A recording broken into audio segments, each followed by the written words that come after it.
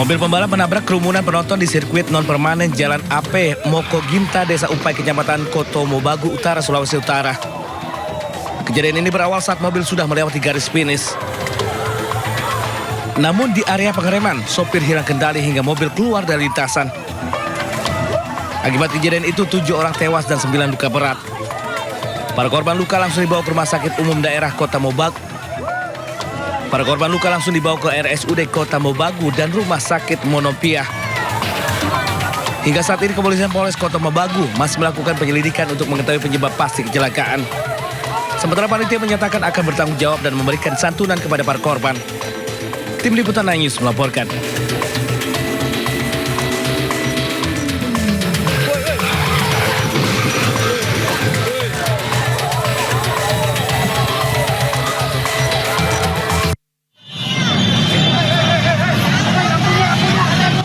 Mobil minibus ini rusak parah akibat jadi sasaran amuk warga di Jalan Raya Daan Mogot, Cengkareng, Jakarta Barat. Sebelumnya, mobil yang melaju dari arah Grogol menuju Cengkareng ini sempat dibuntuti massa menggunakan sepeda motor. Saat pengemudi memutar ke arah Grogol, seketika diadang massa hingga aksi pengerusakan tak terhindarkan. Sementara mobil dikendarai seorang laki-laki dan 2 orang wanita dan 1 anak kecil. Beruntung penumpang beserta pengemudi bisa diselamatkan warga dari amukan massa. Dugaan sementara, pengendara panik usai terlibat kecelakaan di kawasan Grogol, Jakarta Barat. Langgal atas Pak, habis nabrak lari gitu Pak ya? Kemungkinan begitu. Informasinya begitu? Mungkin dia takut Pak, saya bukan lindungnya supir ya. Mungkin dia takut Pak, namanya orang udah kesehatan semua itu Pak, kasihan kemarin Pak. Aksi massa hingga berujung perusakan kendaraan ini pun kini sudah ditangani unit Laka Lantas Polres Jakarta Barat. Dari Jakarta, Miftol Gani, iNews melaporkan.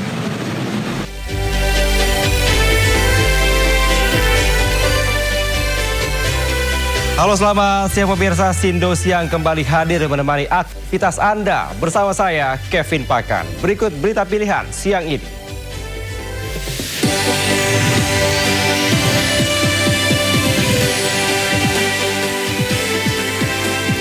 YouTuber Big Mo hari ini dipanggil penyidik Polda Metro Jaya terkait kasus dugaan promosi produk liquid vape ke anak-anak.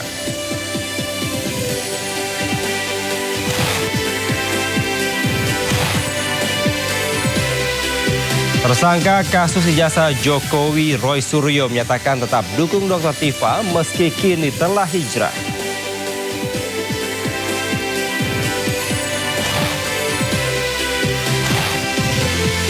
Sejumlah negara Arab mengecam berbagai kebijakan Israel yang memicu konflik agama dan menghancurkan perdamaian.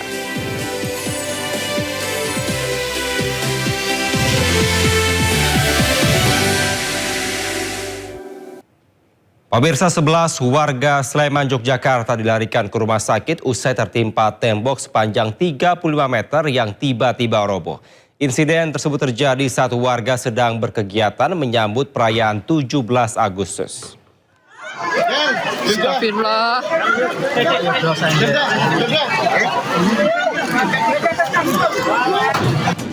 Detik-detik menegangkan terjadi saat ratusan warga Perumnas Milo Martani, Kecamatan Ngaglu, Kabupaten Sleman, Yogyakarta, mengikuti kegiatan jalan sehat dan senam pagi menyambut hari ulang tahun ke-81 kemerdekaan Republik Indonesia pada hari Minggu. Tanpa diduga, tembok pagar SD Mito Martani sepanjang 35 meter dengan tinggi 2 meter tiba-tiba roboh dan menimpa warga yang sedang duduk beristirahat di sisi utara lapangan. Akibatnya 11 warga yang seluruhnya merupakan warga RT 9 RW 2 menjadi korban dan harus dilarikan ke rumah sakit terdekat. Meski tak ada yang mengalami luka serius, namun rata-rata korban mengalami luka ringan sehingga perlu mendapatkan observasi dan perawatan medis. Nah, setelah senam itu sebagian ada yang duduk-duduk istirahat. Terus sudah diingatkan dari panitia, sudah mengingatkan bahwa ini temboknya sudah berbahaya. Nah, belum sampai selesai kan tembok roboh gitu ya Pak ya.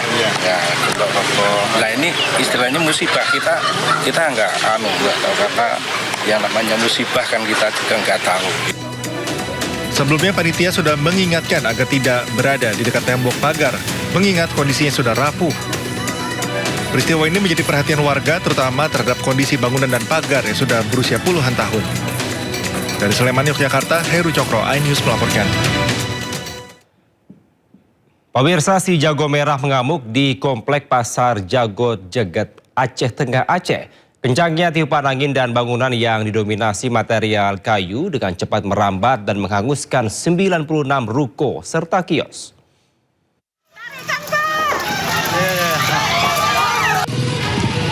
Kebakaran hebat terjadi di Kompleks Pasar Jagong Jeget, Aceh Tengah, Aceh. Posko Indo, bantuan Posko Indo. Angin kencang dan bangunan yang terbuat dari kayu membuat api kian membesar dan merembet dari satu bangunan ke bangunan lain. Petugas mengerahkan sejumlah unit damkar ke lokasi. 1, 2, 3. 3 sisi apinya, Pak. Warga dan pedagang panik berusaha menyelamatkan barang berharga. Api padam setelah menghanguskan 96 ruko dan kios. Akibat kebakaran ini sejumlah orang terluka dan dirawat di Rumah Sakit Umum Datu Beru Takengon. Salah seorang korban mengaku mengalami luka bakar lantaran berusaha menyelamatkan seorang balita yang terjebak kebakaran. Pulang tadi baru terasa pegal-pegal sakit. Itu kenapa tuh? Ketimpa itu tadi Pak, apa namanya, seroti. Petugas BNPB setempat telah mendirikan posko darurat bagi korban kebakaran. Penyebab pasti kebakaran masih dalam penyelidikan pihak berwenang. Dari Kabupaten Aceh Tengah, Aceh Yusradi Ainis melaporkan. Pemirsa, 3 gudang di kawasan pergudangan Kosambi, Kabupaten Tangerang, Banten terbakar pada Minggu siang. Kebakaran terjadi saat jam kerja membuat karyawan panik menyelamatkan diri lantaran khawatir api semakin membesar.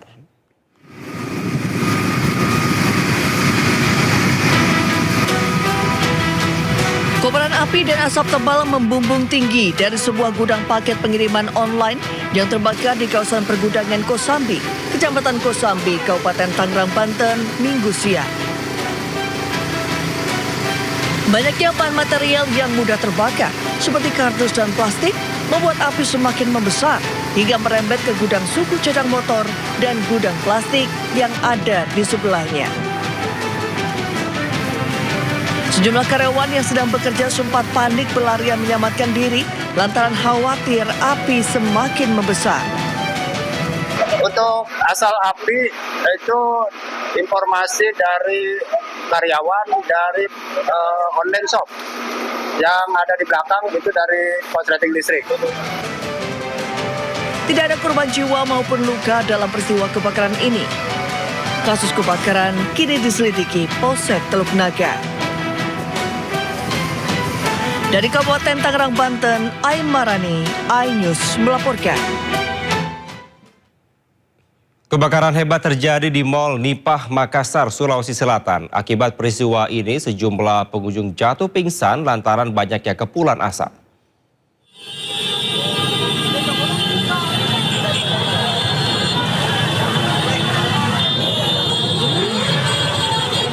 Kebakaran hebat melanda Mall Nipah di Kecamatan Panakukang, Makassar, Sulawesi Selatan. Banyaknya bahan mudah terbakar membuat api kian membesar di sisi luar lantai 3-4 gedung. Ganasnya kobaran api membuat karyawan dan pengunjung mal panik. Di lantai atas Nipah nih.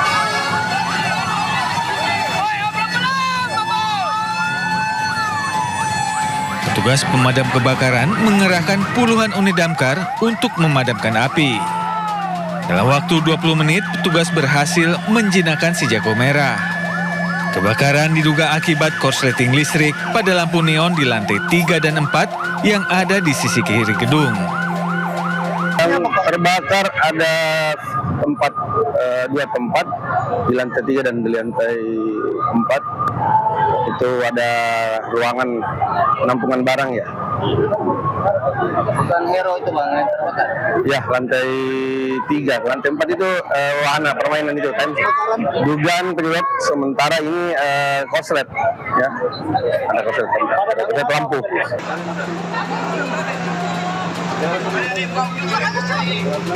Tidak ada korban jiwa, namun sejumlah pengunjung mal pingsan akibat panik dan menghirup asap tebal.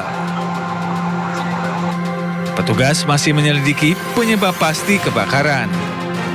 Dari Makassar, Sulawesi Selatan, Muhammad Turbone, iNews melaporkan. Pemirsa, kebakaran hutan dan lahan di kawasan Gunung Bromo di Kabupaten Probolinggo semakin meluas. Untuk sementara, seluruh pintu masuk wisata Taman Nasional Bromo Tengger Semeru ditutup demi keselamatan pengunjung. Mundur. Kebakaran di kawasan Bromo semakin meluas hingga ke jalur lingkar kaldera Tengger dan mengarah Bukit Watangan, Desa Ngadisari, Kecamatan Sukapura, Probolinggo. Awas ya. Pas. Kini luas lahan yang terdampak dari kebakaran mencapai 500 hektar. Angin kencang dan vegetasi mengering membuat api terus membesar dan berkobar hingga membuat petugas kesulitan memadamkan api. Ratusan tim penjinak api dari TNBTS, TNI Polri, BPBD, serta relawan masih terus berupaya memadamkan api. Sedangkan untuk medan ekstrim yang sulit dijangkau melalui darat, petugas mengerahkan 3 helikopter waterbombing dan drone air. Kebakaran di Gunung Bromo yang terus meluas membuat Wakil Gubernur Jawa Timur, Emil Dardak, langsung mengecek lokasi. Emil menggelar rapat koordinasi yang tidak hanya membahas soal kebakaran, namun juga mitigasi menghadapi bencana kekeringan.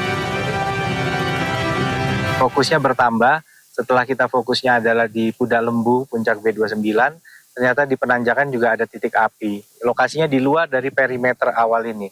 Nah, ini yang segera kita lakukan 2 langkah, darat maupun udara. Serangan udaranya adalah helikopter waterbombing. 3 ini akan melakukan kombinasi penanganan di sini dan juga di Penanjakan.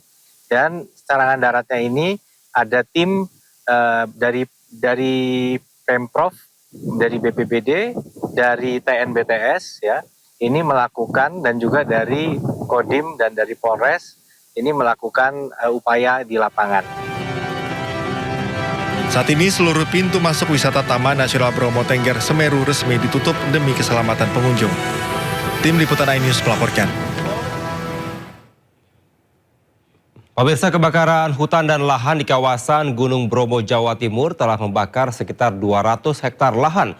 Tim gabungan masih melakukan pemadaman untuk mengendalikan titik api yang berada di sejumlah lokasi. Mundur. Pemirsa, Badan Nasional Penanggulangan Bencana mencatat kebakaran hutan dan lahan di kawasan Gunung Bromo, Jawa Timur telah membakar sekitar 200 hektar lahan. Kebakaran yang berlangsung sejak hari Senin 3 Agustus lalu meliputi kawasan Gunung Bromo Watu Gede di Kabupaten Probolinggo dan kawasan Taman Nasional Bromo Tengger Semeru Jantur di Kabupaten Malang. Penanganan karhutla dilakukan melalui operasi darat dan udara. Untuk operasi darat, petugas menggunakan truk pemadam, metode manual gepiok, dan sprayer. Sementara itu, helikopter dikerahkan untuk mempercepat penanganan di area yang sulit dijangkau melalui jalur darat.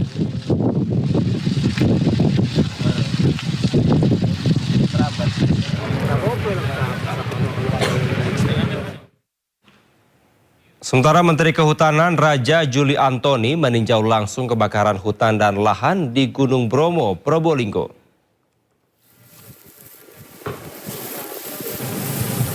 Bersama rombongan, Raja Juli memantau langsung penanganan kebakaran hutan dan lahan di Gunung Bromo. Raja Juli mengungkapkan jika pemerintah mengerahkan segala upaya untuk padamkan api. Masyarakat diimbau agar tidak bermain api di kawasan hutan dan lahan, mengingat cuaca panas dan kekeringan bisa menimbulkan kebakaran terjadi.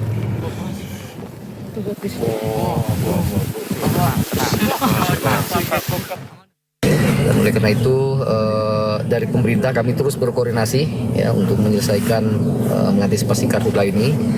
Namun saat bersamaan saya juga menghimbau kepada masyarakat, partisipasi masyarakat untuk menyelesaikan masalah ini sangat penting ya. Yang ada lagi yang bermain api ini secara literal main api, apakah itu bentuk rokok atau yang lebih nakal lagi land clearing ya, terutama di luar Jawa ya. Itu masih banyak terjadi. Jadi berharap sekali lagi mohon tidak bermain api, dan saya kira pihak penegak hukum sudah komit juga menyatakan bahwa siapapun yang melakukan pembakaran lahan, hutan dan lahan akan mendapatkan hukuman yang setimpal. Kebakaran juga melanda lahan gambut di Muaro Jambi. Peristiwa ini menambah total lahan gambut terbakar menjadi 50 hektar.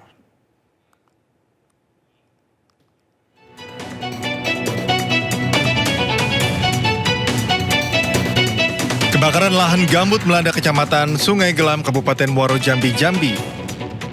Melalui pantauan udara, kepulan asap tebal masih terlihat. Kobaran api terus meluas dan sulit dipadamkan oleh petugas gabungan yang tergabung dalam Satgas Karhutla Jambi. Api yang terus menyala menambah jumlah kebakaran lahan gambut yang terjadi di sejumlah lahan. Petugas gabungan dari BPBD, TNI Polri, dan masyarakat peduli api terus berjibaku melakukan pemadaman di lokasi lahan gambut terbakar. Saat ini total kebakaran lahan gambut yang terbakar sejak beberapa hari telah mencapai 50 hektar lebih dan polisi tengah melakukan penyelidikan atas kebakaran lahan gambut ini. Sementara itu, pihak kepolisian Polda Jambi melalui Direktorat Kriminal Khusus akan melakukan penyelidikan terbakarnya lahan gambut dan akan memasang garis polisi di lahan yang terbakar. Kendalanya yang pertama hari ini adalah air, yang kedua anginnya kencang. Lahan perorangan atau? Kalau ini ada kelompok, ada perorangan. Baru kita lakukan penyelidikan berkaitan asal mula api, pemilik lahan, itu yang akan kita lakukan. Untuk tindak lanjutnya ada rencana penyegelan? Ya, nanti penyidik mau memasang ini polis lain sama pelang dalam pengawasan dalam penyidikan. Ya. Kepolisian Polda Jambi menghimbau masyarakat agar tidak membuka lahan dengan cara membakar lahan saat musim kemarau. Dan jika terbukti membakar lahan akan terancam hukuman pidana. Dari Kota Jambi, Adrianus Susandra, iNews melaporkan. Kebakaran hutan dan lahan melanda 2 gunung di Pulau Jawa. Di Jawa Barat, api membakar 4 hektar lahan kawah Wadon Gunung Gede Pangrango. Sementara di Jawa Timur, 6 hektar lahan Gunung Watangan terbakar. Astagfirullahaladzim, kurupa-rupa jalan mata Kebakaran lahan di atas Gunung Gede Pangrango menghanguskan 4 hektar lahan. Kobaran api membakar lahan di area alun-alun Barat Surya Kencana pada Jumat sore. Api bisa dipadamkan oleh sejumlah petugas dan relawan yang berada di lokasi kejadian. Meskipun telah berhasil dipadamkan, namun hingga Sabtu siang petugas gabungan TNI Polri, BPBD, Rescue, relawan, dan lainnya masih disiagakan untuk melakukan pemantauan di lokasi kejadian. Akibat peristiwa ini, 1 hektar lahan di area alun-alun Barat Surya Kencana terbakar dan 4 hektar di area Kawah Wadon terbakar. Dan sampai sekarang kami hari ini di Sabtu siang tetap memantau pelaksanaan kegiatan di lapangan dan secara visual kami menyampaikan bahwa sampai dengan saat ini alhamdulillah untuk titik api sudah tidak terdeteksi dari hasil pengamatan melalui drone tadi pagi sampai dengan sekarang. Diduga kebakaran akibat faktor cuaca panas dan sangat minimnya curah hujan membuat rerumputan mengering. Berdasarkan surat edaran yang telah dikeluarkan Balai Besar Taman Nasional Gunung Gede Pangrango, ditutup sementara waktu untuk jalur pendakian, mulai dari tanggal 7 Agustus hingga 11 Agustus 2026. Sementara itu, kobaran api membara di kawasan hutan Gunung Watangan, Desa Loh Jejer, Kecamatan Nawuluhan, Jember. Api terlihat menjalar dan membakar vegetasi di kawasan hutan. Sebanyak 6 hektar lahan terbakar dalam peristiwa ini. Petugas perhutani BKPH Wuluhan bersama BPBD, TNI, polisi, relawan, dan masyarakat langsung bergerak menuju lokasi. Namun medan terjal membuat mobil pemadam kebakaran tidak memungkinkan untuk naik ke atas gunung. Banyaknya titik api yang tersebar di kawasan hutan membuat proses pemadaman tidak mudah. Petugas harus bergerak dari satu titik ke titik lainnya untuk mencegah api kembali membesar. Setelah berjibaku selama kurang lebih 5 jam, petugas akhirnya berhasil memadamkan api. Tak ada korban jiwa dalam peristiwa ini. Diduga kebakaran dipicu kondisi cuaca terik ditambah banyaknya daun dan vegetasi kering.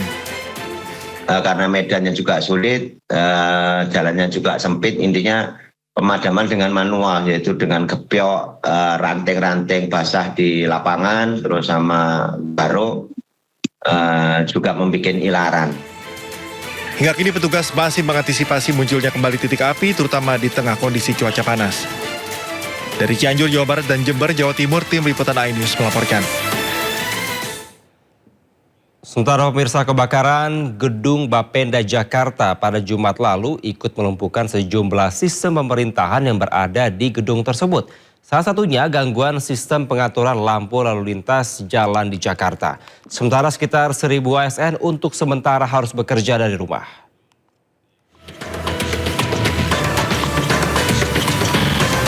Kebakaran gedung Bapenda di Gambir, Jakarta Pusat meluluh lantakan sebagian besar bangunan gedung, terutama di lantai 11 hingga 16.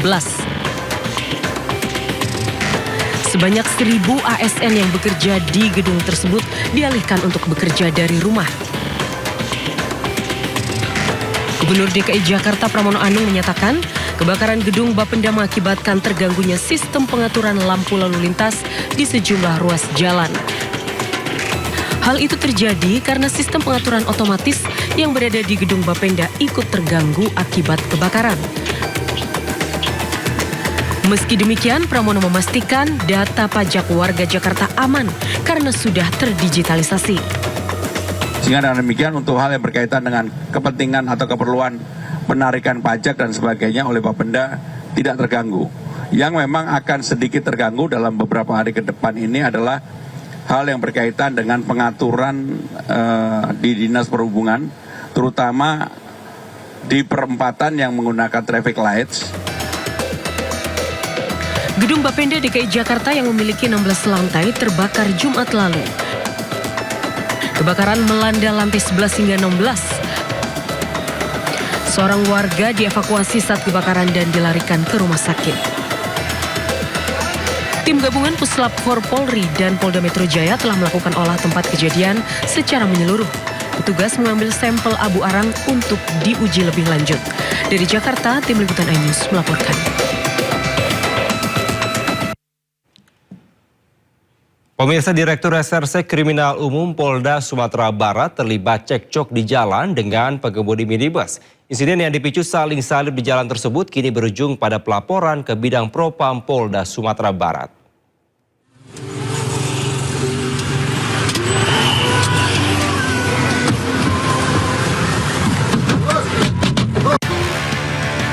Sebuah mobil berplat nomor dinas kepolisian tapak mengadang laju sebuah minibus.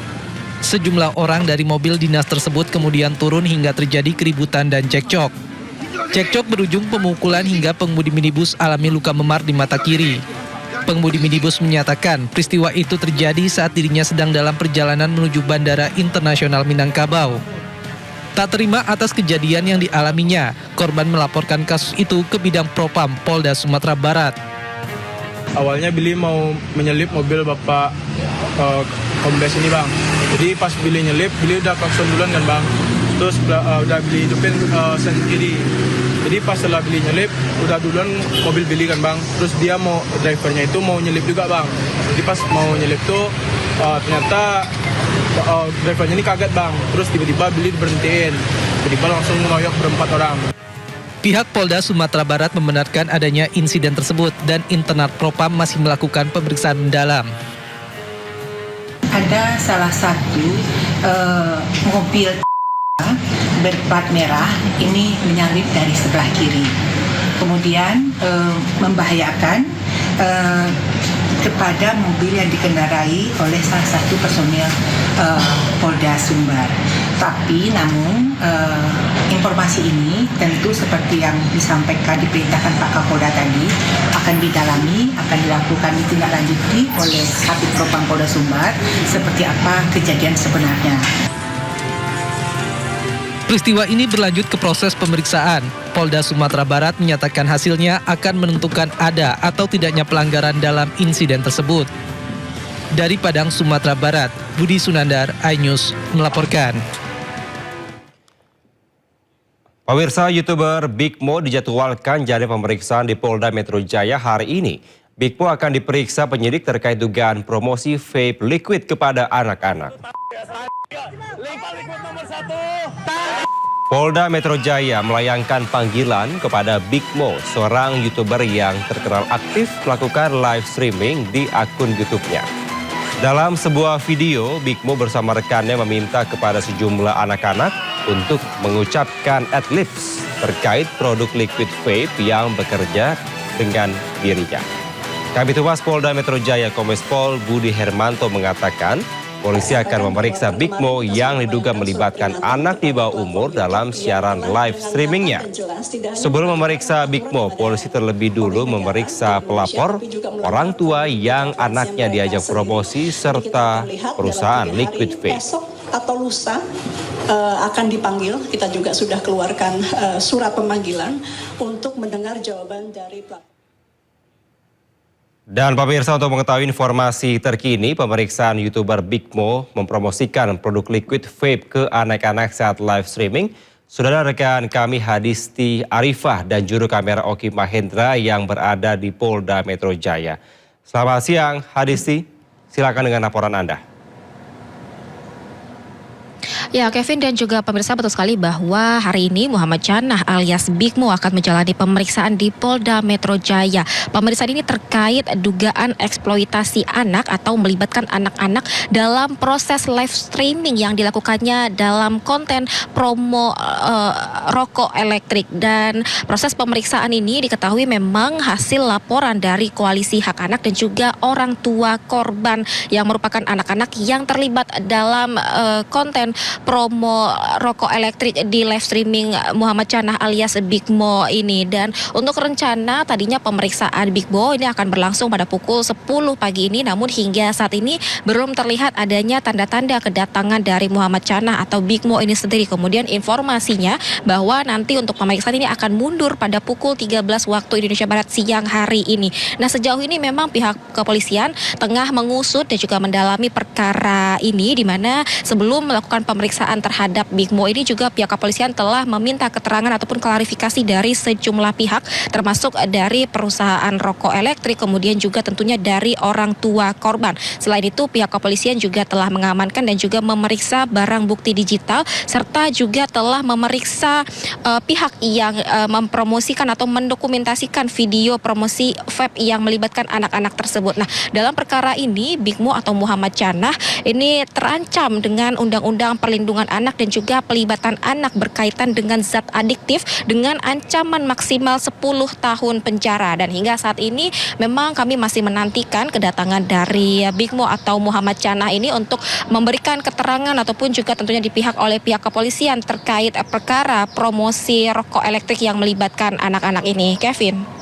Baik, terima kasih Disi atas informasi Anda langsung dari Polda Metro Jaya. Selamat kembali bertugas.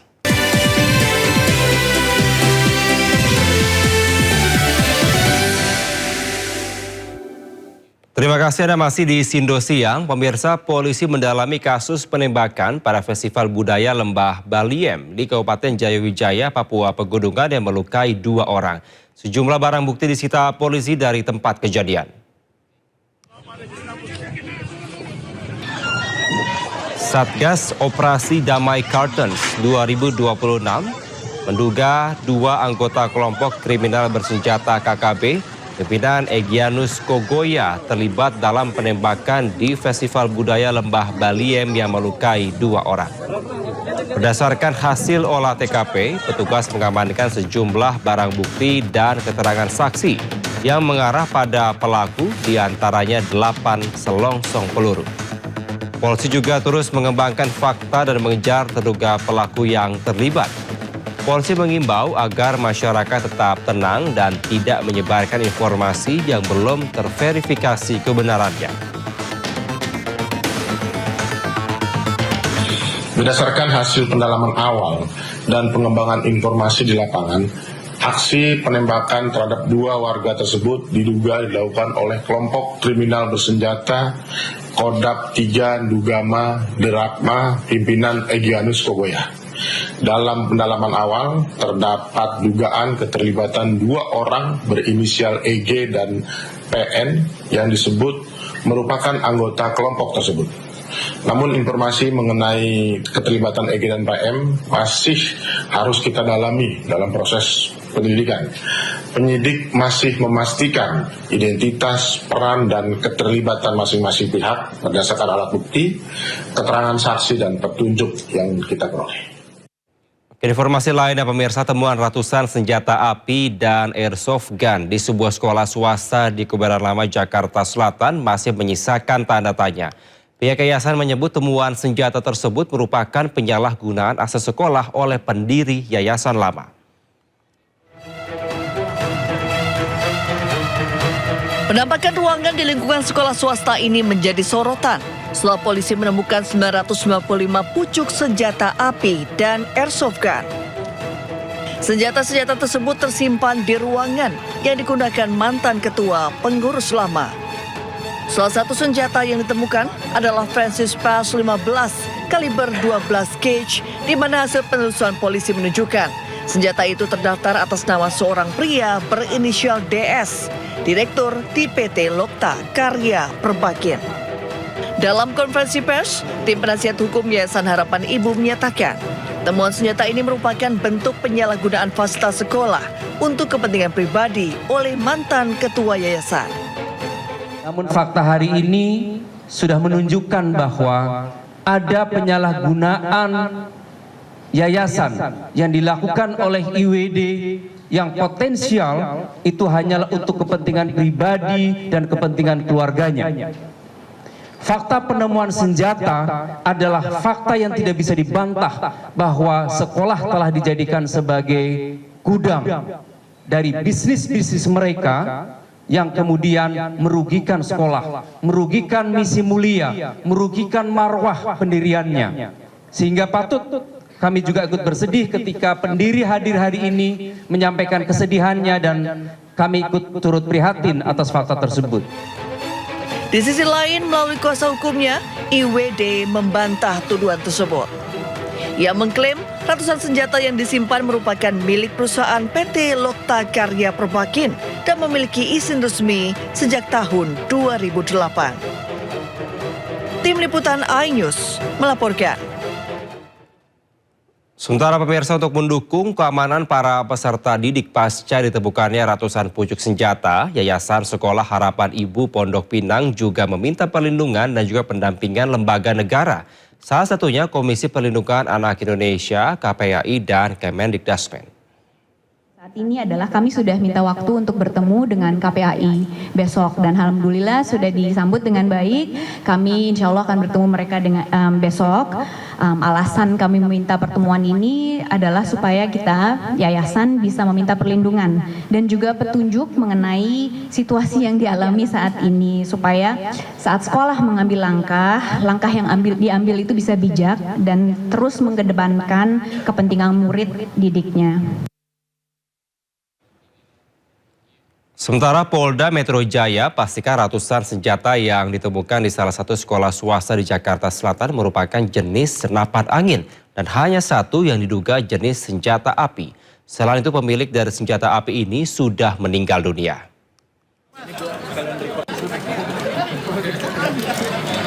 Kabid Humas Polda Metro Jaya, Kombes Pol Budi Hermanto memastikan tidak ada peredaran ratusan senjata api yang sebelumnya diberitakan di media massa maupun di media sosial. Dari 996 temuan senjata di sekolah tersebut, hanya satu pucuk yang diduga merupakan senjata api jenis French kaliber 12 mm. Sementara sisanya merupakan senapan angin hasil impor barang dari luar negeri. Adapun pemilik senjata api berinisial DS telah dinyatakan meninggal dunia. Ada 14 butir. Kemudian saat pendalaman satu pucuk diduga senjata api ini setelah didalami kepemilikan atas nama saudara DS. Dari hasil pendalaman, Direktorat Intelkam Subdit Wasenda menemukan bahwa saudara DS sudah meninggal dunia. Sementara Gubernur DKI Jakarta Pramono Anung menilai temuan hampir 1.000 pucuk senjata, narkoba dan juga VCD porno di sebuah sekolah swasta di Kebayoran Lama, Jakarta Selatan telah mencoreng dunia pendidikan di tanah air. Pramono juga meminta semua pihak yang terlibat agar diproses sesuai dengan ketentuan hukum. Jadi di sekolah swasta di Jakarta, di Kebayoran Lama yang ditemukan sangat mengejutkan, senjata jumlahnya kurang lebih 995, kemudian ada narkoba dan juga ada hal-hal lain. Pertanyaannya apakah itu boleh atau jawabannya singkat aja, sangat tidak boleh. Dan yayasan ini benar-benar memberikan contoh yang tidak baik, walaupun yang bersangkutan sudah dipecat dari yayasan yang ada. Tetapi mengenai apa yang harus dilakukan, maka karena sudah ditangani aparat penegak hukum dan sudah turun di lapangan dan sudah melihat bukti-bukti yang ada dan sekarang sudah dibawa ke Polda Metro Jaya, maka pemerintah DKI memberikan support sepenuhnya untuk diambil tindakan yang setegas-tegasnya untuk persoalan ini. Karena apapun di dunia pendidikan yang seperti ini tidak boleh terjadi. Pengamat pendidikan Ubaid Matraji menilai lingkungan sekolah yang seharusnya menjadi tempat paling aman bagi peserta didik diperlukan pengawasan sekolah dan juga dinas pendidikan terkait penemuan ratusan pucuk senjata di sekolah. Menurut saya sekolah harus menjadi tempat yang aman bagi anak-anak ya. Dengan ditemukannya senjata di gudang sekolah ini tentu merisaukan kita semua termasuk orang tua dan masyarakat. Bagaimana ada benda yang membahayakan berada di lingkungan sekolah dan bisa melukai anak-anak bahkan mengancam keselamatan nyawa anak-anak. Ini semua mempertanyakan bagaimana peran sekolah, bagaimana peran pengawas sekolah, dinas pendidikan. Kok sampai ada senjata di lingkungan sekolah, kemudian ini bisa dibiarkan gitu ya. Pemirsa, Polda Metro Jaya berencana membongkar makam Sutrimo untuk melakukan ekshumasi. Sebelumnya keluarga telah melapor ke polisi dan meminta polisi mengusut kematian Sutrimo.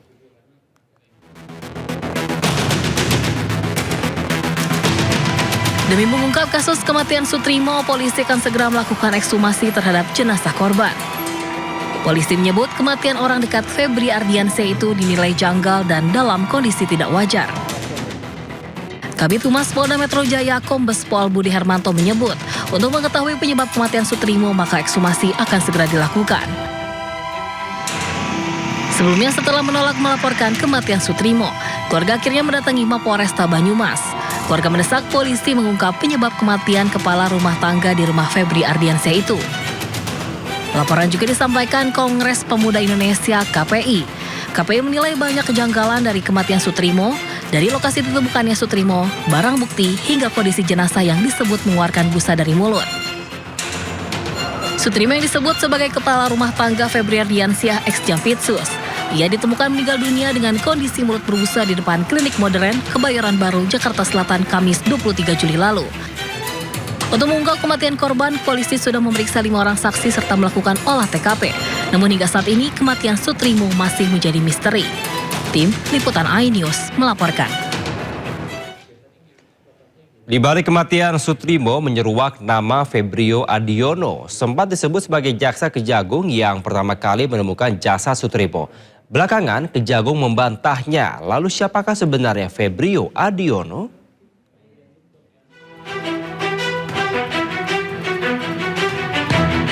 Dua pekan berlalu, kematian Sutrimo masih menjadi misteri. Sejumlah nama kemudian muncul dari ex-Jampitsus Febri Ardiansyah dan Febrio Adiono. Bukan tanpa sebab nama Febrio Adiono menyeruak. Ia disebut orang yang mengantar Sutrimo ke Rumah Sakit Muhammadiyah Taman Puring.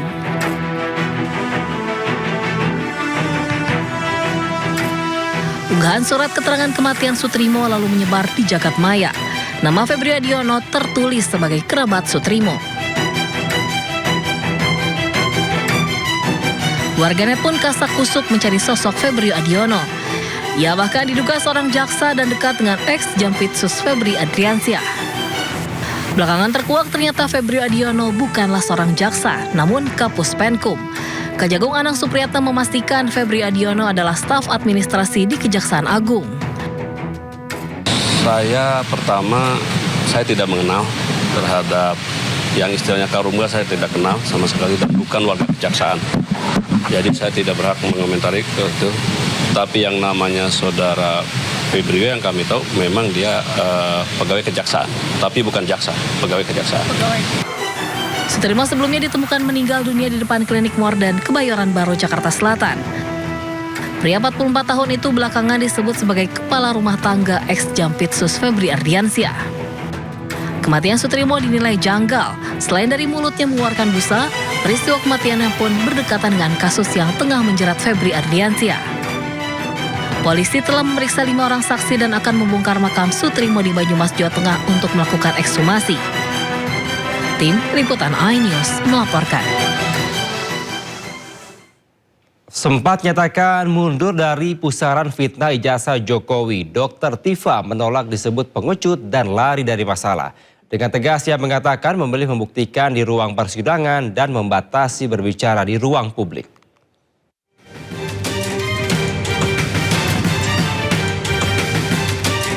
Setelah menyampaikan pernyataan hijrah dan mundur dari pusaran fitnah ijazah Jokowi, tak sedikit yang menilai Dr. Tifa menyerah, bahkan lari dari permasalahan yang tengah dihadapinya. Tak ingin bola liar kian menggelinding, Dr. Tifa membantah semua tudingan. Dengan tegas ia menyebut sama sekali tidak melarikan diri dan menolak disebut pengecut. Dr. Tifa menyebut makna hijrah atau mundur yang dimaksud ialah ia tidak ingin banyak berbicara di ruang publik dan memilih berjuang di meja hijau demi membuktikan tuduhan yang diarahkan kepadanya. Selain itu, Dr. Tifa juga mengaku seluruh hasil penelitian tentang Jokowi dan ijazahnya sudah rampung ia selesaikan dan sudah ia bukukan dalam 2 buku berjudul Jokowi White Paper dan Otak Politik Jokowi. Artinya sebagai intelektual publik, sebagai ilmuwan, pekerjaan saya sudah selesai. Adapun bahwa saat ini saya sedang menghadapi berbagai sidang dan kemudian saya juga menunaikan undang-undang ya, terutama KUHP baru tahun 2026 yang memberikan fasilitas ataupun ruangan bagi saya untuk melakukan uji pra-peradilan, dan itu pun juga sudah terjadwal ya, insya Allah tanggal 12 Agustus 2026. Ya tentunya saya disitulah ruangan bagi saya untuk menyampaikan hasil penelitian saya, hasil pengkajian saya terkait dengan ijazah Joko Widodo ini. Namun dalam ruang publik yang lain ya, di luar dari sidang, saya menyatakan bahwa saya hijrah. Kenapa? Karena sudah diwakili oleh 2 buku saya tersebut. Sebelumnya Dr. Tifa sempat menyatakan akan mundur dari pusaran kasus fitnah ijazah Jokowi. Pernyataan itu kemudian timbulkan syakwa sangka. Walaupun menyatakan mundur, Dr. Tifa mengaku telah mempersiapkan diri untuk jalani sidang pra-peradilan 12 Agustus mendatang. Tim Liputan Ainus melaporkan. Walaupun karibnya Dr. Tifa sudah menyatakan mundur dalam pusaran kasus ijazah Jokowi, namun Roy Suryo mengaku tetap mendukung karibnya itu jalani sidang pra-peradilan. Rencana Dr. Tifa jalani sidang pra-peradilan terkait penghentian penuntutan.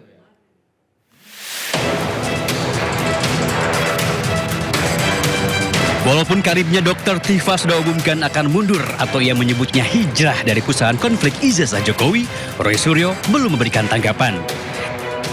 Namun Roy mengaku tetap mendukung Dr. Tifa ikuti jejaknya, yakni ajukan sidang pra-peradilan. Kita minggu depan bisa membersamai pejuang kita di sini juga sidangnya di Pengadilan Negeri Jakarta Selatan, yaitu Dr. Tifausia Tiasuma, yang jangan kepleset ya teman-teman, artikan baik-baik statement Dr. Tifa yang katanya saya tidak lagi terlibat. Enggak, ujungnya perhatikan itu ya. Jadi biarkan Dr. Tifa nanti yang menyampaikan. Dr. Tifa terkait apa? Tentang sebaiknya tanyakan kepada yang bersangkutan ya. Rencananya Dr. Tifa jalani sidang pra-peradilan perdana 13 Agustus mendatang untuk menguji sah atau tidaknya penghentian penuntutan. Sebelumnya, Tifausia Tiasuma atau Dr. Tifa menyatakan ingin berhenti terlibat dalam pusaran kasus ijazah Jokowi. Ia memilih tidak banyak berbicara di publik dan hanya akan berbicara di pengadilan. Dr. Tifa beralasan semua hasil penelitiannya tentang ijazah Jokowi telah rampung dan ia tulis dalam 2 jilid buku. Tim Liputan Ainus melaporkan. Informasi lainnya pemirsa, sebelum menghadiri peluncuran Senter Siap 15813, Gubernur DKI Jakarta Pramono Anung meninjau JPO Rasuna Said Jakarta Selatan yang sempat viral belakangan ini. Gubernur Pramono memutuskan membongkar salah satu JPO. Keputusan ini diambil Gubernur Pramono usai berdiskusi dengan Kepala Dinas Bina Marga, Wali Kota Jakarta Selatan, Dinas Perhubungan, serta Dinas Kominfotik. Pramono juga mengecek langsung kondisi JPO yang sempat viral di media sosial dengan sebutan JPO Love-Hate Relationship karena lokasinya berdekatan namun tidak saling terhubung.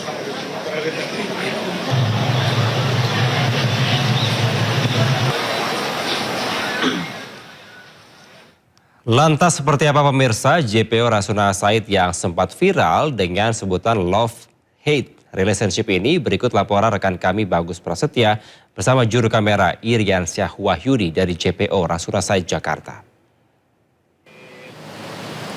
Baik pemirsa, saat ini saya tepat berada di jembatan penyeberangan orang atau JPO di kawasan Rasuna Said, Jakarta Selatan, yang mana JPO ini menjadi sorotan publik dan juga viral di media sosial terkait akses dan integrasi jembatan ini yang difungsikan masyarakat untuk menuju stasiun LRT stasiun Rasuna Said maupun sebaliknya keluar dari stasiun LRT Rasuna Said. Saya akan menunjukkan kepada Anda keluhan masyarakat apa yang terkait jembatan JPO ini. Ini merupakan keluhan yang permisa. Di sini merupakan keluhannya yang mana masyarakat mengeluhkan atau membingungkan akses ini dikarenakan akses ini ada 2 JPO yang berdekatan sehingga yang ingin ke LRT stasiun Rasuna Said maupun keluar dari stasiun Rasuna Said harus memutar sejarah 50 meter. Kalau saya lihat sendiri di sini, misalnya harus memutar 50 meter jauhnya sehingga menyusahkan masyarakat yang ingin menuju LRT stasiun Rasuna Said maupun sebaliknya. Diketahui juga JPO lama ini merupakan milik dari Pemprov DKI Jakarta dan seberangnya merupakan milik PT KAI Indonesia, yang mana Gubernur DKI Jakarta Pramono Anung meninjau langsung jembatan penyeberangan orang ini dan melihat langsung fungsi dari 2 JPO ini, yang mana nantinya Pemprov DKI Jakarta akan membongkar JPO lama yang tempat saya berdiri ini dan hanya menggunakan 1 JPO baru dan JPO LRT Rasuna Said itu sendiri, dikarenakan kalau kita melihat sejak saya datang menuju JPO lama yang tempat saya berdiri ini, di mana tidak ada akses untuk penyandang disabilitas untuk menaiki jembatan ini. Dan kalau dibandingkan dengan maksud kami di JPO stasiun LRT Rasuna Said memiliki fasilitas lift. Nantinya pembongkaran JPO ini akan berlangsung selama 2 hingga 3 pekan dan akan rampung pembongkarannya diprediksi hingga September 2026. Nah, ini diharapkan dapat melayani masyarakat dan dapat membantu masyarakat untuk mengakses transportasi publik di Jakarta. Dari Jakarta, Bagus Prasetya, Irwansyah Wahyudi, iNews melaporkan. Pemirsa, detik-detik peringatan kemerdekaan Republik Indonesia, anak-anak pilihan dari seluruh Indonesia digembleng ikuti karantina pasukan pengibaran bendera pusaka. Rekan kami Arlista Hadi akan mengajak Anda dan juga dari para Purna Paskibraka ini bernostalgia dengan berkunjung ke tempat latihan Paskibraka 2026 di PPSDM Kemendikdasmen Depok, Jawa Barat. Bunyi derap langkahnya dan teriakan aba-aba dari pasukan baris berbaris yang ada di belakang saya. Langsung saya merinding ini. Langsung memori saya ini langsung terlempar di tahun 2003, di mana ini kondisinya adalah sama ketika saya menjadi pasukan pengibar bendera pusaka tahun 2003. Saya akan coba berbincang dengan salah satu Purna Paskibraka yang mengukir tinta emas sejarah, di mana pasukan pengibar bendera pusaka tahun 2024 mengibarkan bendera di IKN. Nah, siapakah Purnanya? Langsung saja, yuk.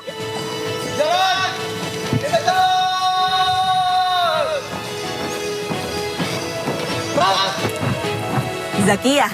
Siap. Selamat siang Kalista. Siang. Betul Kak, Abdul Zaki Hutera. Abdul Zaki Hutera, salah satu Purna Paskibraka Indonesia 2024 asal perwakilan dari Provinsi DKI Jakarta. Zaki, tadi kan sama-sama kita melihat adik-adik 2026 ini tengah berlatih begitu. Ada rasa rindu nggak sih dengan masa-masa latihan? Betul Kak, apalagi saya sudah purna 2 tahun begitu Kak. Jadi ada rasa ingin kembali ke lapangan ini sepertinya gitu Kak. Ada perbedaan nggak kalau misalkan tadi Zaki melihat adik-adik 2026 latihannya di sini dan di IKN? Boleh dong sharing-sharing perbedaannya apa saja sih? Pada saat di IKN podiumnya itu berada di tengah, terus trek pada saat dari DP menuju ke yang pengibaran juga beda. Dan juga formasi yang dipakai pada saat ini juga berbeda tentunya daripada tahun sebelumnya. Tapi kalau misalkan aku mau tarik mundur lagi ke belakang pada saat 2024, Zaki ini posisinya apa? Kebetulan saya posisi pada saat upacara kemerdekaan itu saya mengemban tugas sebagai pembentang penurunan. Nanti berarti pemirsa kita akan menguji Zaki apakah masih ingat bagaimana cara melipat bendera pada saat penurunan.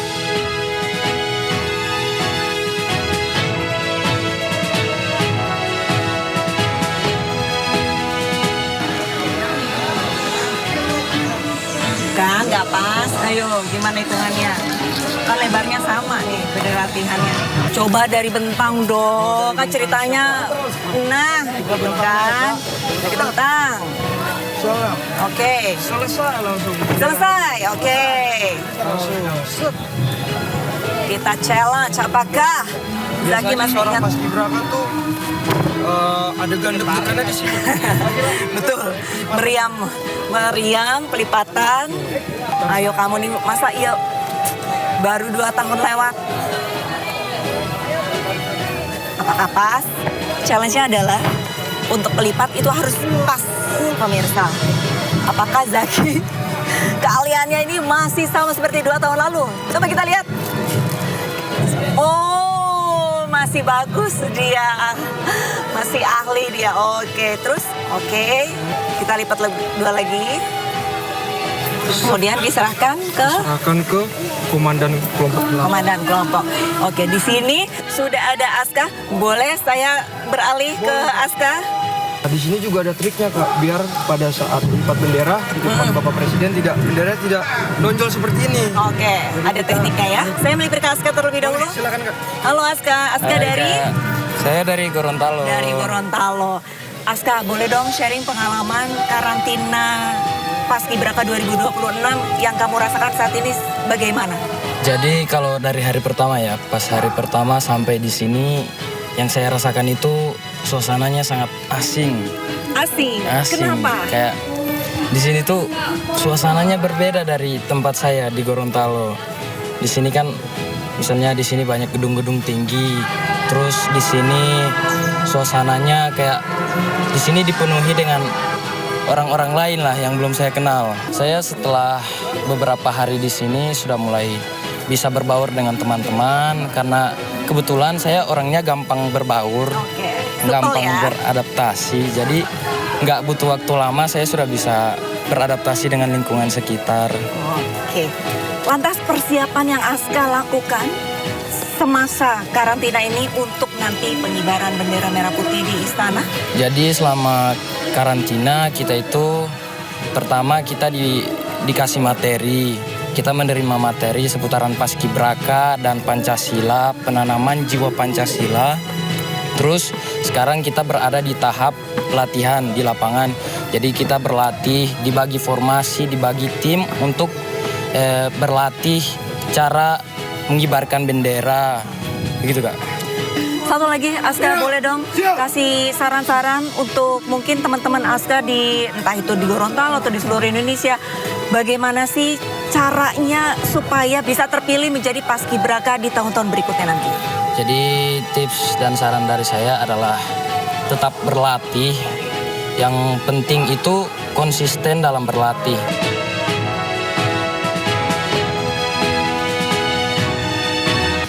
Upacara pengibaran merah putih mungkin hanya berlangsung beberapa menit saja. Tetapi selama masa orientasi dan juga karantina adik-adik Paskibraka 2026, tentunya nilai disiplin, jiwa patriotisme dan rasa kekeluargaannya akan melekat seumur hidup. Sesuai dengan tema kemerdekaan Republik Indonesia tahun 2026 yang ke-81 yaitu Indonesia berdaulat, adil dan makmur harus kita junjung. Dari Jakarta, Arlista Hadi, Dimas Winardi, Leman, iNews melaporkan. Merdeka!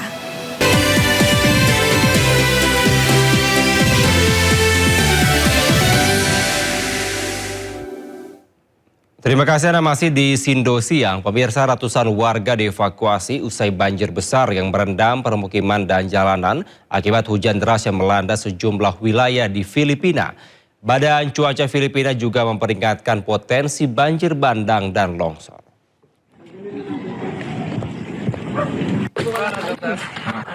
Petugas terlihat membawa warga terutama lansia menembus air banjir yang dalam proses evakuasi banjir besar di Filipina. Sebagian lainnya dievakuasi menggunakan perahu karet. Kondisi serupa terjadi di Imus, Provinsi Cavite. Petugas penjaga pantai Filipina mengevakuasi 102 warga dari permukiman yang terendam banjir. Daerah terdampak banjir paling parah lainnya adalah Valenzuela City dan Metro Manila. Sejumlah kendaraan masih berusaha menerobos genangan sementara aktivitas warga terganggu.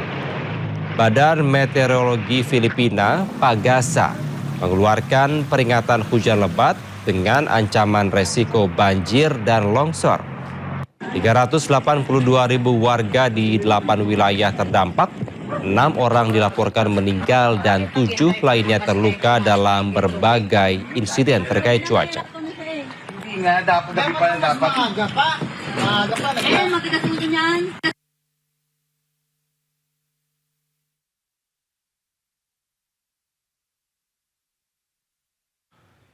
Kebakaran hutan melanda British Columbia, Kanada. Api dengan cepat penyebar di kawasan Okanagan Selatan memaksa lebih dari 20.000 warga mengungsi.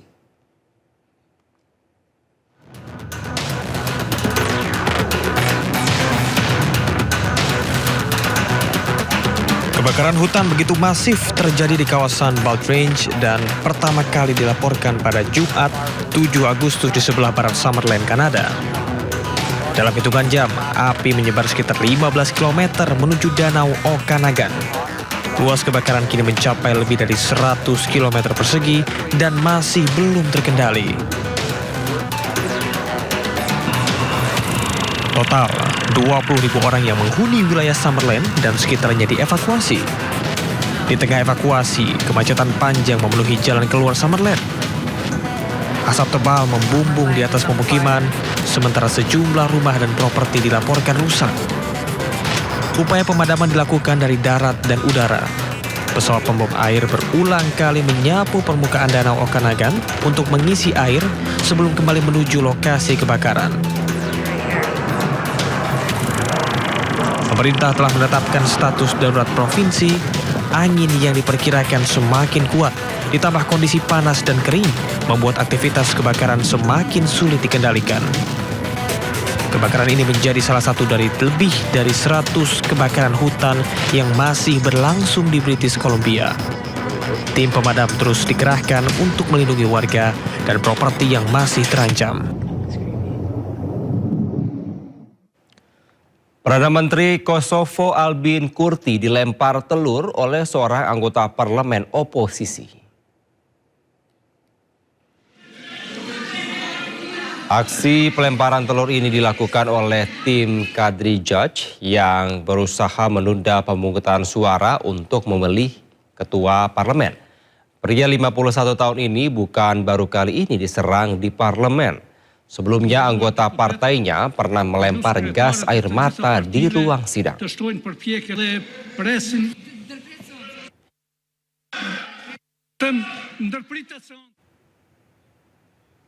Tentara penjajah Israel menyerang seorang lansia Palestina berpaspor Amerika Serikat.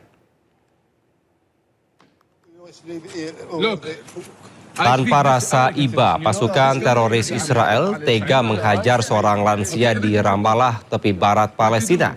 Akibatnya korban yang berusia 80 tahun ini alami luka di kepalanya dan dilarikan ke rumah sakit. Sebelumnya pasukan Zionis juga melancarkan serangan teror dengan melemparkan granat kejut kepada kerumunan warga Palestina di Ramallah. You know how old? This 80-year-old, you see?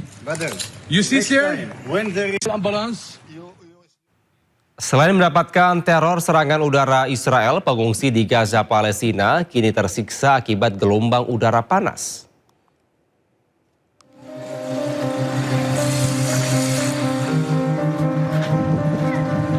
Teriknya musim panas menambah penderitaan para pengungsi di jalur Gaza, Palestina. Keadaan ini diperparah dengan kelangkaan air dan kondisi hidup yang sangat buruk. Seorang pengungsi, Azza Abdul Rabo, mengatakan bahwa ia menghabiskan sebagian besar waktunya di luar karena di dalam tenda terasa sangat panas.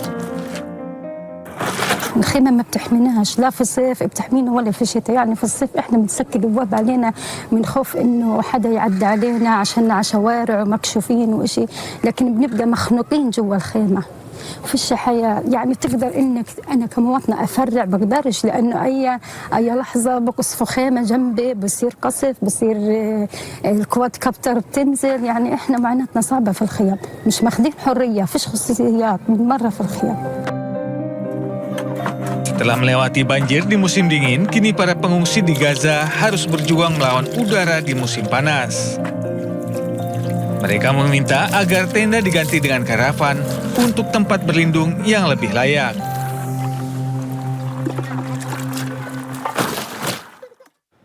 Puluhan demonstran pro-Palestina berkumpul di Milan, Italia. Para aktivis perdamaian ini menuduh Israel melanggar gencatan senjata di Gaza.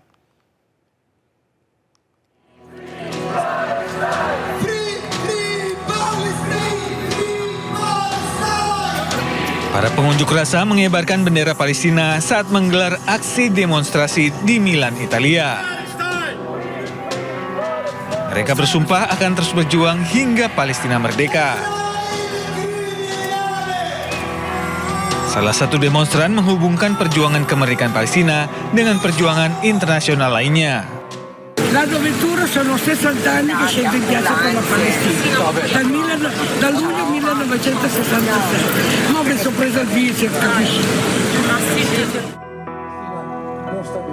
Pengunjuk rasa juga mengangkat isu perlakuan terhadap pekerja Palestina di Israel.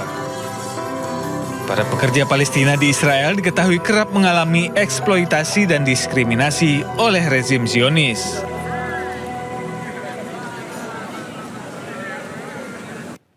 Pemirsa, Iran dan Oman semakin dekat mencapai kesepakatan mengenai penanganan di Selat Hormuz. Meskipun keamanan di blokade tersebut belum sepenuhnya terjamin karena Amerika Serikat masih memblokade pelabuhan-pelabuhan Iran. Rekaman yang dirilis kantor berita Iran Fars menunjukkan kapal-kapal tanker masih terjebak di Selat Hormuz Utara. Teheran dan Muscat sedang menegosiasikan peraturan baru untuk pulihkan lalu lintas komersial di selat tersebut. Iran mengatakan pembicaraan dengan Oman mencakup rute aman bagi kapal-kapal yang melintas di selat, sambil menghormati hak kedaulatan Oman. Sementara itu, pihak Amerika Serikat lewat Menlu Marco Rubio mengkonfirmasi memang ada kemajuan terkait kesepakatan di Selat Hormuz, namun belum mencapai akhir. Tensi di Selat Hormuz memanas menyusul pernyataan yang saling bertentangan dari Teheran dan Iran. Trump mengatakan Amerika Serikat sedang bernegosiasi dengan Iran, namun Iran bersikeras pembicaraan mereka saat ini adalah dengan Oman.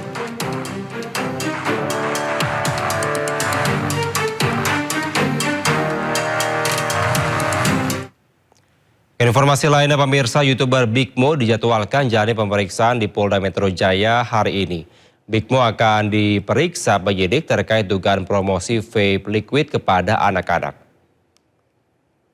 Kok nggak ada di sini? Liquid nomor 1 liquid nomor 1. Polda Metro Jaya melayangkan panggilan kepada Big Mo, seorang YouTuber yang terkenal aktif melakukan live streaming di akun YouTube-nya.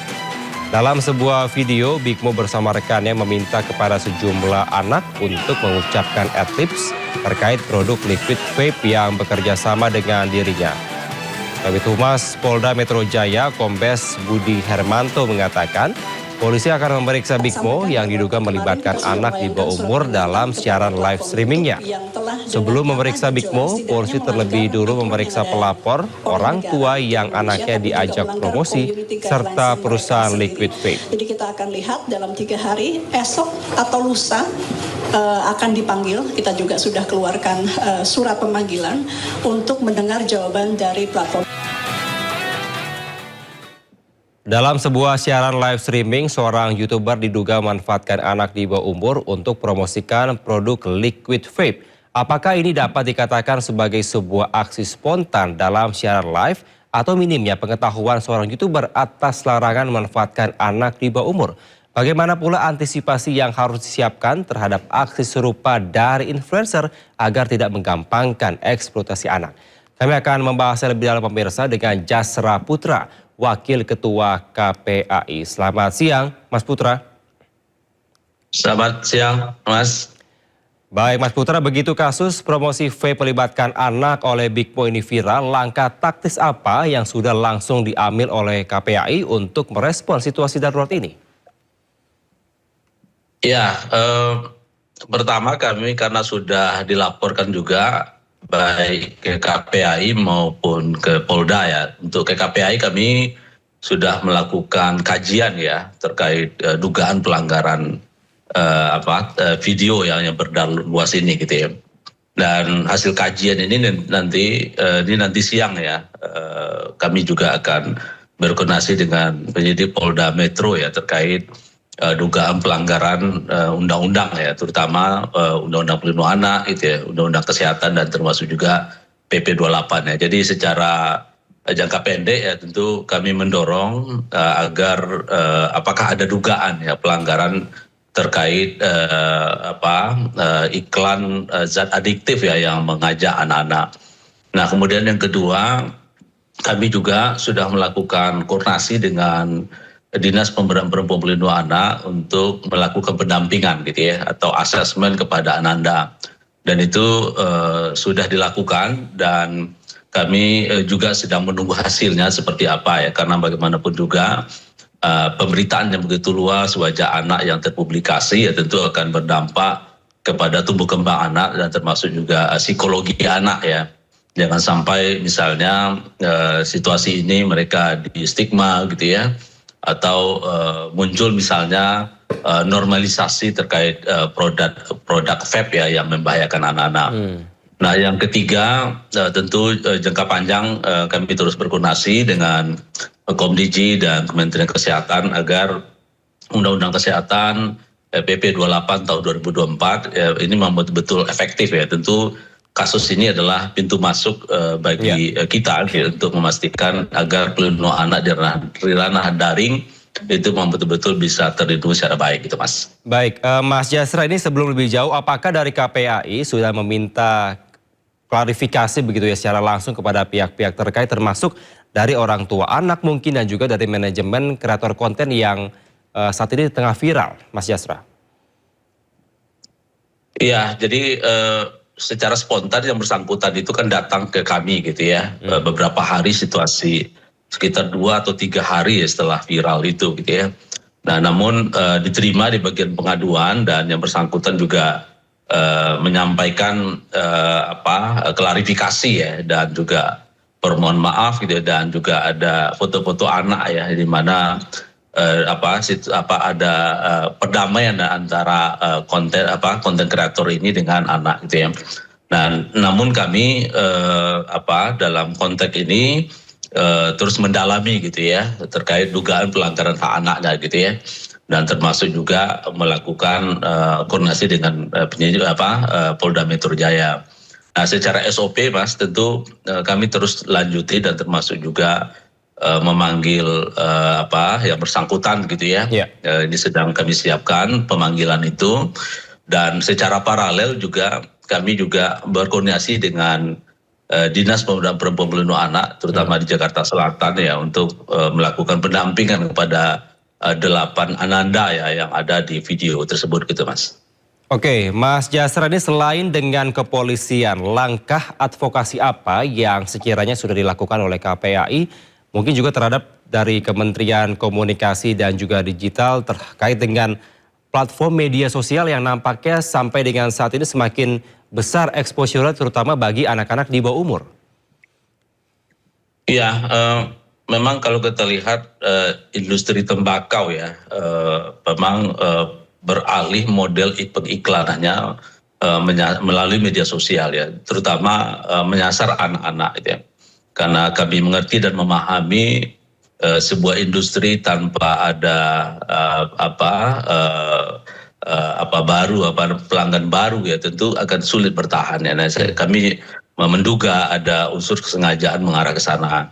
Namun dalam kasus ini tentu kami akan tunggu ya dari hasil penyelidikan kepolisian gitu ya, apakah dugaan pelanggaran misalnya eksploitasi ekonomi gitu ya, atau ada kasus unsur-unsur lainnya yang tentu terkait pelanggaran anak-anaknya. Nah, kemudian kedua untuk ke depan ya tentu kami mengimbau pada netizen, influencer dan tokoh-tokoh konten kreator ya untuk tidak melibatkan anak dalam iklan-iklan yang membahayakan ya, zat adiktif seperti vape ini gitu ya. Karena kita sudah memiliki Undang-Undang Kesehatan dan PP 28 tahun 2024 sangat tegas ya larangan iklan bagi yang berusia sampai usia 21 tahun ya, iklan, promosi dan termasuk juga penjualan gitu ya. Nah, saya kira ini tentu menjadi tantangan kami ya, tantangan kita gitu ya. Betapa algoritma ini tentu harus dipastikan ya, bagaimana perlindungan anak di ranah daring ini memang betul-betul bisa dihadirkan ya, terutama tentu Komdiji saya lihat ada upaya-upaya yang sangat serius ya untuk memastikan ya, misalnya soal implementasi PP Tunas gitu ya, memastikan anak-anak usia 16 tahun ke bawah ya itu tidak terpapar dengan media-media sosial yang berisiko tinggi gitu ya. Dan termasuk juga terkait barang zat adiktif ya seperti rokok dan rokok elektronik ini, Mas. Ya, Mas Jasra, ini kan sangat memprihatinkan ya dengan perkembangan teknologi yang ada begitu ya. Tapi di sisi lain ini dampaknya bagi anak-anak ini juga sangat membahayakan. Dari temuan kasus ini, langkah pengawasan berkala apa yang mungkin sudah atau sedang dilakukan untuk bisa memperketat adanya keberadaan dari anak-anak ini yang dilakukan KPAI, terutama dalam mencegah eksploitasi serupa di ruang digital? Iya, karena Indonesia sudah memiliki kebijakan terkait pembatasan ya di PP Tunas ya, di mana anak-anak usia 16 tahun ke bawah tidak bisa mengakses konten-konten berbahaya atau media sosial yang berbahaya. Nah, tentu klasifikasi usia ini ada beberapa mekanisme yang tentu harus diawasi. Satu, media platform tentu bertanggung jawab untuk memastikan perlindungan anak di ranah daring tersebut. Kemudian tentu pemerintah secara paralel tentu melakukan pengawasan agar terkait anak-anak usia 16 tahun ini tidak terpapar dengan konten-konten berbahaya gitu ya, konten-konten negatif lainnya gitu ya. Nah, hal lain tentu yang ini tidak mudah ya, bagaimana misalnya mengedukasi orang tua. Pemerintah sudah memiliki kebijakan, tapi kadang-kala orang tua memfasilitasi ya, dan bahkan akun orang tua itu sangat mudah diakses oleh anak. Tentu situasi pengasuhan era digital ini terus kita dorong bagaimana orang tua bijak di media sosial gitu, memastikan anak tumbuh siap sampai usia 16 tahun sehingga akses-akses terkait konten-konten yang belum layak diakses oleh anak ya tentu orang tua juga bertanggung jawab memastikan perlindungan ini. Nah, oleh sebab itu kekhawatiran orang tua terkait bagaimana kontak di media sosial, konten yang dibangun gitu ya, kemudian termasuk juga screen time ya, ini tentu menjadi satu tantangan ya bagi kita, dan termasuk juga kami juga mendorong dunia pendidikan juga mengedukasi ya. Jadi Mas, dalam konteks ini bagaimana mendorong pelibatan pengasuhan semesta gitu ya. Karena kalau kita lihat tanggung jawab terkait perlindungan anak ini, kalau kita hanya diserahkan pada orang tua ya, di data aduan kami misalnya sepanjang tahun 2025 dari 2031 pelanggaran anak, hampir 60%-nya adalah situasi keluarga ya, di mana keluarga-keluarga yang tidak ideal, mengalami perceraian, perebutan hak asuh. Artinya keluarga dalam situasi hari ini ya tidak baik-baik saja. Nah, disinilah peran pemerintah, pemerintah daerah dan termasuk juga masyarakat dan teman-teman media ya terus mengedukasi agar lingkungan anak dimanapun berada memang betul-betul didukung dengan lingkungan yang baik gitu, Mas. Oke, perlu adanya sanksi atau juga efek jera bagi si pengeksploitasi anak ini. Apa kiranya yang sudah didesak begitu ya, atau yang telah digaungkan dari KPAI untuk bisa memberikan efek jera atau mungkin juga sanksi bagi pelaku-pelaku eksploitasi anak ini? Ya, kalau dalam kasus ini misalnya unsurnya terbukti ya melakukan eksploitasi misalnya ekonomi gitu Mas, dengan bukti-bukti yang kuat, ya tentu di dalam Undang-Undang Perlindungan Anak sangat besar ancamannya, pidananya itu minimal 2 tahun, maksimal 10 tahun ya. Dan bahkan denda 200 juta. Nah, saya kira dalam konteks ini kita tentu berharap ya kepolisian bisa menerapkan pasal-pasal berlapis, bahkan ya ada undang-undang kesehatan, udah undang-undang perlindungan anak ya, apalagi misalnya dalam konteks lain ya anak-anak yang mengalami eksploitasi seksual gitu misalnya. Jadi di dalam konteks undang-undang perlindungan anak sebetulnya instrumennya sudah tersedia, tinggal lagi bagaimana memastikan negara ini ya itu melindungi generasi bangsanya, memastikan penegakan hukum gitu ya.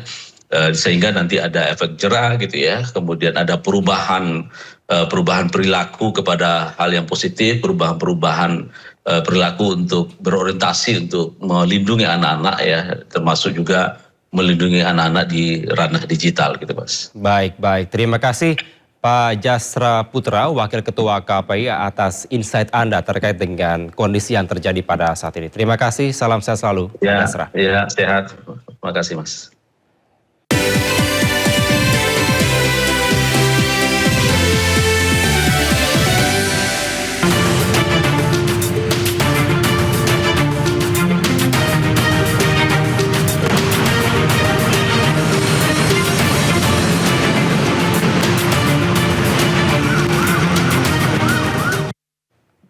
Pemirsa, selanjutnya kami akan ajak Anda mengetahui pantauan lalu lintas hari ini di sejumlah wilayah melalui pantauan CCTV Korlantas Polri. Kita sudah terhubung dengan Brigadir Ade Sintia di studio NTMC Polri. Selamat siang Brigadir Ade, bagaimana pantauan lalu lintas di sejumlah titik di wilayah Indonesia melalui pantauan CCTV? Silakan laporan Anda. Terima kasih Kevin, selamat siang pemirsa. Dengan saya Brigadir Ade Sintia hadir untuk menginformasikan arus lalu lintas terkini melalui pantauan CCTV Korlantas Polri. Dan langsung saja CCTV pertama kita menuju ke kawasan Simpang Pancoran, Jakarta Selatan. Arus lalu lintas pada siang hari ini dapat kita lihat bersama dari arah Pasar Minggu atau Depok yang akan menuju ke arah Semanggi. Dari jalur arteri terpantau kondusif lancar, begitupun dari arah Semanggi akan menuju ke arah Manggarai juga terpantau kondusif lancar. Perlambatan kecepatan kendaraan terjadi hanya menjelang traffic light, selepas traffic light kendaraan dapat melaju dengan kecepatan normal. Kami menghimbau bagi pengendara untuk tidak menerobos lampu merah demi keselamatan diri Anda dan juga pengendara lain. Selanjutnya kita bergeser menuju ke kawasan flyover Sripijaya, Jakarta Barat. Arus lalu lintas dari arah Cawang yang akan menuju ke arah Grogol. Dari jalur arteri terpantau kondusif lancar, begitupun dari jalur tol dalam kota. Dari kedua arahnya juga terpantau kondusif lancar. Harap bagi para pengendara yang melintasi jalur tol dalam kota untuk cek kembali kondisi fisik kendaraan Anda, pastikan dalam kondisi prima. Selanjutnya kita bergeser menuju ke kawasan Comal, Pemalang, Jawa Tengah. Arus lalu lintas dari arah Tegal ataupun Semarang yang akan menuju ke arah Jakarta terpantau ramai lancar, begitupun dari arah sebaliknya. Kecepatan kendaraan dapat melaju berkisar 50 hingga 60 km per jam dan terlihat di kawasan ini banyak dilalui oleh kendaraan angkutan barang. Harap bagi para pengendara untuk menjaga jarak aman dengan kendaraan tersebut. Dan yang terakhir kita menuju ke kawasan Jalan Malioboro, Yogyakarta. Arus lalu lintas dari arah Jalan Abu Bakar Ali yang akan menuju ke arah Keraton Jogja ataupun menuju ke arah Pasar Kembang terpantau kondusif lancar, dan melihat kondisi arus lalu lintas di kawasan ini merupakan kawasan wisata. Harap bagi para pengendara untuk tetap mengutamakan pejalan kaki.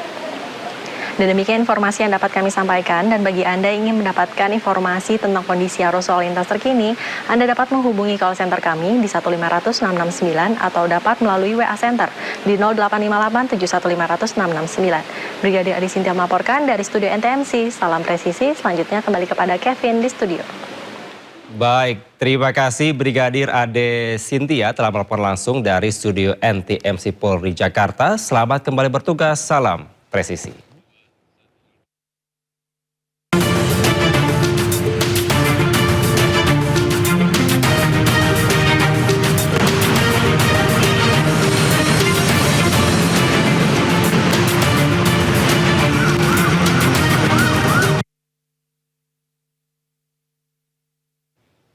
Kita ke informasi olahraga pemirsa, di mana ada trofi turnamen sepak bola terbesar se-Asia Tenggara dipamerkan di pameran otomotif terbesar di Indonesia. Gias 2026 tidak hanya menghadirkan ragam kendaraan berteknologi canggih, namun sejumlah spot menarik turut menjadi magnet pengunjung dalam pameran Gias kemarin.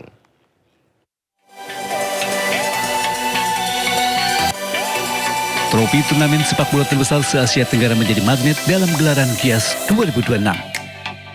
Euforia sepak bola makin terasa di mana spot menarik di booth kendaraan asal Korea Selatan menyuguhkan serba-serbi di kulit bundar.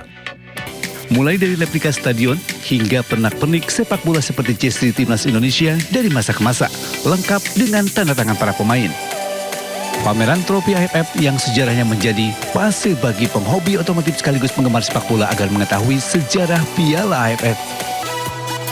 Dalam ajang yang digelar setiap tahun ini, beragam kendaraan terbaru dengan fitur canggih dan unik dihadirkan untuk memuaskan hasrat penghobi otomotif. Saya tidak pernah absen setiap Gias setiap tahun, ya, karena apa?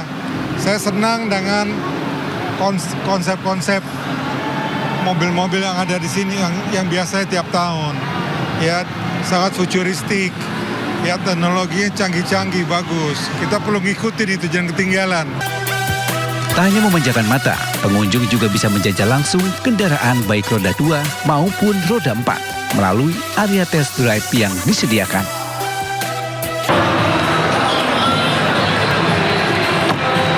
Nah pemirsa, memang Gias tahun ini banyak sekali promo menarik. Salah satu daya tariknya juga adalah mobil di belakang saya yang berkolaborasi dengan tokoh kartun favorit anak-anak dan juga orang dewasa. Mobil ini bisa Anda miliki hanya dengan 170 jutaan saja. Jadi bagaimana? Apakah Anda tertarik untuk memilikinya? Dari Kabupaten Tangerang, Kea De La Rosa, Rizky Solehudin, iNews melaporkan.